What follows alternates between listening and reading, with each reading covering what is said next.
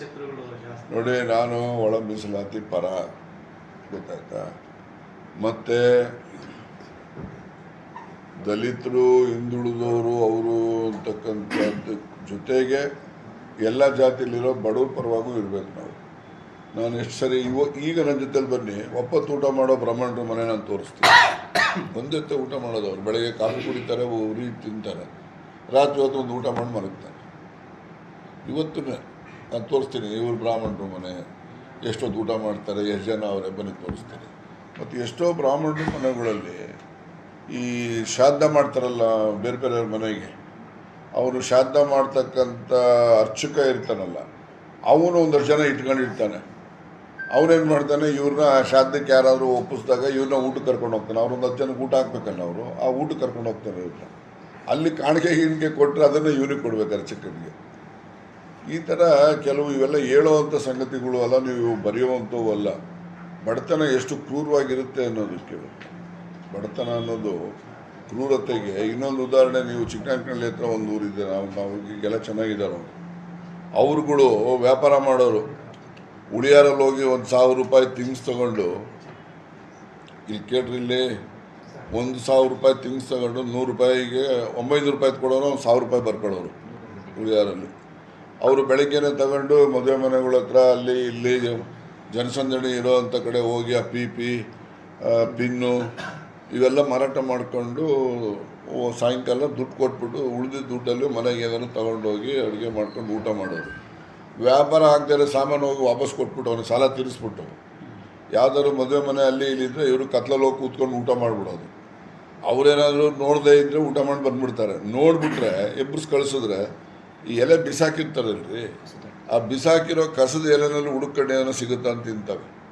ಅಲ್ಲೂ ಸಿಕ್ಕಲಿಲ್ಲ ಅಂದರೆ ಮನೆಗೆ ಹೋಗಿ ನೀರು ಕುಡಿದು ಮಲಿಕತ್ತಾರೆ. ಆ ಥರ ಫ್ಯಾಮಿಲಿಗಳನ್ನ ನಾನು ನೋಡಿದ್ದೀನಿ. ಅವ್ರಿಗೆ ಜಾತಿ ಯಾವುದು ಅಂತಲೇ ಗೊತ್ತಿಲ್ಲ ಅವ್ರಿಗೆ. ನಾವು ಅಂಥವ್ರು ನೋಡಿ ಅಂಥವ್ರು ಏನಾದರೂ ನಾವು ಮನುಷ್ಯರನ್ನಾಗಿ ಮಾಡದೇ ಇದ್ದರೆ ನಮಗೆ ಸ್ವಾತಂತ್ರ್ಯ ಯಾಕೆ ಬರಬೇಕು? ನಾವು ರಾಜಕೀಯದಲ್ಲಿ ಗಣ್ಯರು ಅಂತ ನಾವೇ ಕೇಳಿಸ್ಕೊಳ್ಳೋಕ್ಕೆ ಯೋಗ್ಯತೆ ಇದೆಯಾ ನಮಗೆ? ಅಂಥವ್ರಿಗೂ ಕೂಡ ಬದುಕೋವಂಥದ್ದು, ಸ್ವಾಭಿಮಾನದಲ್ಲಿ ಇದ್ದೋವಂಥದ್ದು ಒಂದು ವಾತಾವರಣ ಸೃಷ್ಟಿ ಮಾಡಲಿಲ್ಲ ಅಂದರೆ ಏನು ಪ್ರಯತ್ನ ಹೇಳಿ? ಸೊ ಈ ಥರ ಇದ್ದಾವೆ. ನಾನು ಯಾರು ಅಸಹಾಯಕರಿದ್ದಾರೆ, ಧ್ವನಿ ಇಲ್ಲದೇ ಸಮುದಾಯಗಳಿರ್ತವೆ, ಆ ಜನಗಳಿಗೆ ಬಡವ್ರ ಪರವಾಗಿ ಇರ್ತಕ್ಕಂಥವರೇ ಹೊರತು ನಾನೇ ನಮ್ಮ ಜಾತಿ ಪರ ನಾವೇನಿರೋರು ಅಲ್ಲ. ಈಗ ಎಡಗೈ ಸಮುದಾಯ ಅಂತ ಹೇಳಿದ್ರೆ ಅವ್ರಿಗೆ ರಾಜಕೀಯವಾಗಿ ಪ್ರಾತಿನಿಧ್ಯ ಕುಗ್ಗೋಗ್ತಾ ಇದೆ. ನಮ್ಮ ರಾಜ್ಯದಲ್ಲಿ ಒಂದು ಕಾಲದಲ್ಲಿ 35 ರಿಸರ್ವ್ ಸೀಟ್ ಇದ್ದರೆ ಒಂದು 25 ಇರ್ತಿದ್ರು ಎಡಗೈನವರು, ಗೊತ್ತಾಯ್ತಾ? ಈಗ ಎಷ್ಟಕ್ಕೆ ಬಂದವ್ರೆ? 2 ಬಂದವ್ರೆ ಕಾಂಗ್ರೆಸ್ ಪಾರ್ಟಿನಲ್ಲಿ. ಒಂದು ನಮ್ಮ KGF ಇಂದ ನಮ್ಮ ಶಶಿಧರ್ ಅವರ ಮನೆಯವರೊಬ್ಬರು, ಇನ್ನೊಬ್ಬರು ಅಲ್ಲಿ ಮಾಯ್ಕೊಂಡದಲ್ಲಿ ಬಸವರಾಜು ಅಂತೇಳಿ ಬಸವಂತಪ್ಪ ಅಂತ ಕರಿತೀವಿ, ಅವರೊಬ್ಬರು ಬಿಟ್ಟರೆ 25 ಇದರಲ್ಲಿ ಒಂದು ರಾಜಕೀಯ ಪ್ರಾತಿನಿಧ್ಯ ಇಲ್ದಂಗೆ ಆಗಿದೆ ಅವರಿಗೆ.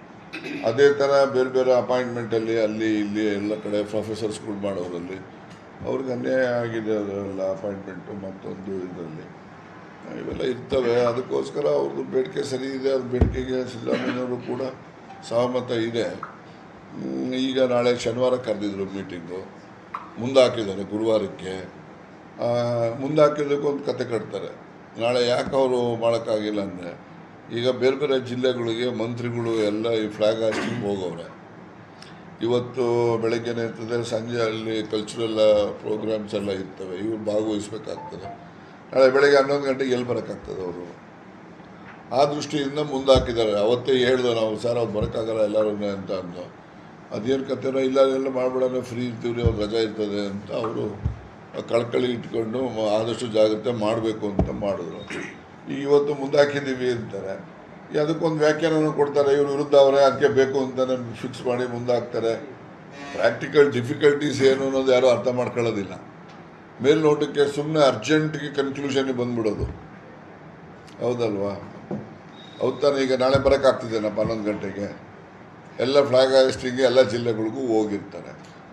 ಅವರು ಅದನ್ನು ನೋಡಿಕೊಂಡು ಗುರುವಾರ ಹೆಂಗಿರೋ ಅಸೆಂಬ್ಲಿ ಇರ್ತದೆ ಬಿಡು, ಅವತ್ತು ಸಾಯಂಕಾಲಕ್ಕೆ ಮಾಡೋಣ ಅಥವಾ ಬೆಳಗ್ಗೆ 9 ಗಂಟೆಗೆ ಮಾಡೋಣ ಅಂತ ಅಂದ್ಕೊಂಡಿರ್ತಾರೆ.